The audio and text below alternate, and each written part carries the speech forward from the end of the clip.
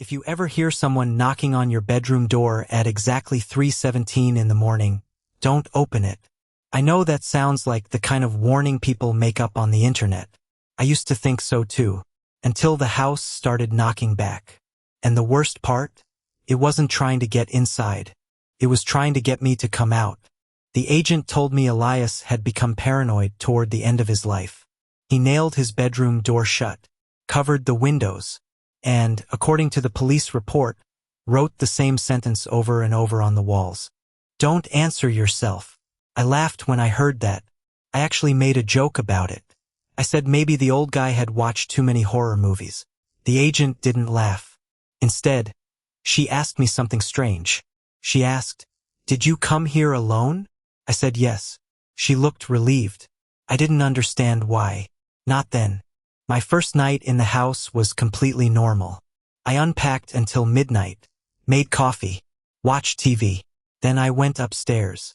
At 3:17 a.m., I woke up. Not because of a nightmare. Not because of a noise. I just opened my eyes and stared at the ceiling. Then I heard it. I sat up. 3 knocks. From downstairs. I checked my phone. 3:17. Exactly. I told myself it was the pipes. Old house. Old plumbing. Simple explanation. Then I heard something else. Someone was walking through the hallway. Slowly. One step at a time. I grabbed my phone and turned on the flashlight. The hallway was empty. Then, I heard my own voice. From downstairs. Hey. I froze. Then my voice called again. Are you awake? I didn't move. The voice sounded exactly like me. Not similar. Not close. Exactly. Same pitch. Same accent. Same little hesitation before the word, awake. I stood there for almost a minute. Then I shouted, "Who's there?" Nothing. I immediately regretted speaking, because from downstairs, my voice answered, "Who's there?" I didn't breathe. Then it repeated me again. But this time, it wasn't downstairs. It was directly outside my bedroom. "Who's there?" I stared at the doorknob. It slowly turned. I grabbed the nearest thing I could find. A lamp. The knob stopped. Silence. Then something whispered through the door. "Open the door." I didn't. A few seconds later, the footsteps moved away. I stayed awake until sunrise. When I finally opened the door, there was nothing outside. Except for one thing. 3 wet footprints. Bare feet. Leading from the stairs to my bedroom. The next morning I decided to leave. Then I remembered the basement. There were still boxes down there. And I needed to check the electrical panel before I called an electrician. I opened the basement door. The smell hit me immediately. Wet earth, mold, and something metallic. At the bottom was a wooden desk. On it sat dozens of notebooks. Every one belonged to Elias Vale. I opened the first.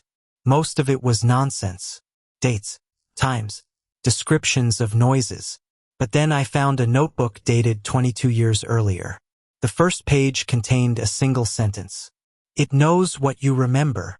I turned the page. At first, it only copies your voice. Next page. Then it copies your footsteps. Next. Then it learns your memories. I kept reading. And the final page said, "Never let it know you're afraid." Then, underneath, "Because fear is the first memory it keeps." I closed the notebook. And that's when I noticed something scratched into the desk. My name. My full name. And underneath it, a date. The date was tomorrow. I left the house.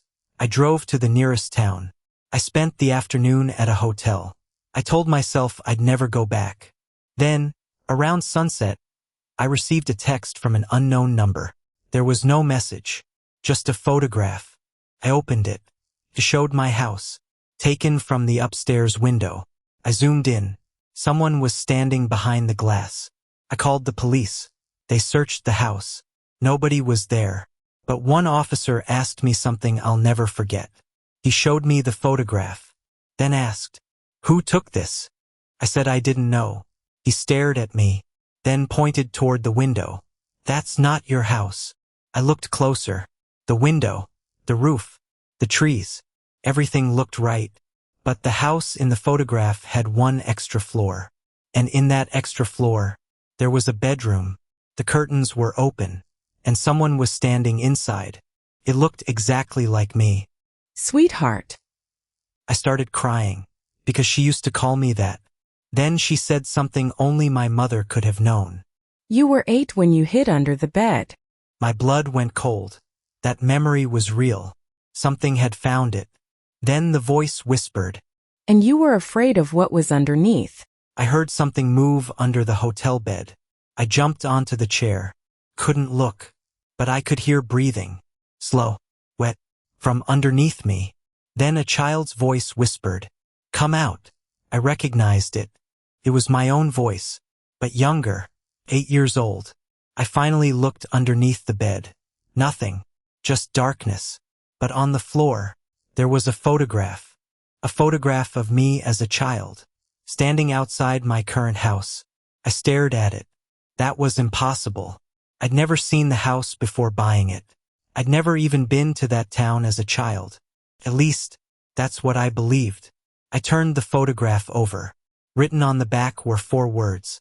You already lived here. The next morning I called my father. I asked him one question. Had we ever lived in that house?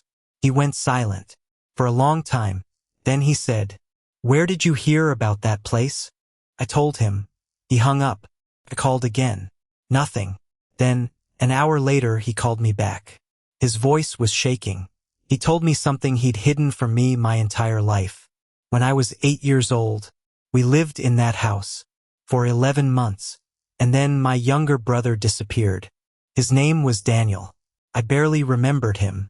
My father said Daniel vanished one night. Police searched for weeks. Nothing. No body. No clues. Eventually, my parents moved away. And somehow, my memories of Daniel disappeared with them. I thought he had been a dream. But he wasn't. He was my brother. And the house had kept him. You're late. I walked down. At the bottom was a door I'd never seen before. It wasn't old. It looked new. I opened it. Inside was a bedroom. A child's bedroom. There were toys on the floor. A small bed. A desk. And drawings covering every wall. Every drawing showed the same thing. A house. A boy. And a black figure standing behind him. Then I saw the final drawing. It showed 2 boys. One was Daniel. The other was me. But the second boy had no face. Underneath was a sentence written in childish handwriting. He took your face because you gave him your memories. Then someone spoke behind me. Don't turn around. I froze. Why? Daniel whispered. Because that's not me. I slowly looked at the wall. In the reflection of a dark window, I saw someone standing behind me. It looked like Daniel, but it was smiling. And Daniel was crying. Run. I ran. The thing screamed. Not like a person. Like hundreds of voices screaming at once. My mother's voice. My father's. Daniel's. Mine. All screaming my name. I reached the stairs. Something grabbed my ankle. I kicked. Pulled free. Ran upstairs. The front door was right there. I opened it. And stopped. Because outside wasn't the street. It was my childhood bedroom. The room looked exactly as it had when I was 8. My old toys. My old bed. My old curtains. And underneath the bed, something was breathing. Then I heard a child's voice. My own. Come out. I closed my eyes. I remembered my father's warning. Don't look underneath. Don't answer. Don't give it another memory. So I did the only thing I could think of. I forgot. I forgot the house. I forgot Daniel. I forgot my parents. I forgot myself. For 1 second, everything went black. I woke up in my apartment. My bed. My room. My life. The police said I'd been missing for 3 days. I told them I didn't remember anything. And I didn't. For weeks, everything was normal. Until yesterday. I was cleaning an old box in my closet. Inside was a photograph. I don't remember taking it. There was the house. Behind me stood Daniel. And behind him, that thing. I turned the photograph over. For words were written on the back. Thank you for remembering. That was when I heard it. 3 knocks. From my bedroom door. I checked the clock. 3:17. I didn't move. Then my own voice spoke from the other side. Don't open the door. I froze. Because the voice continued. Whatever you do, don't let yourself out. The doorknob began to turn. And then, I realized something. The voice wasn't coming from outside my bedroom.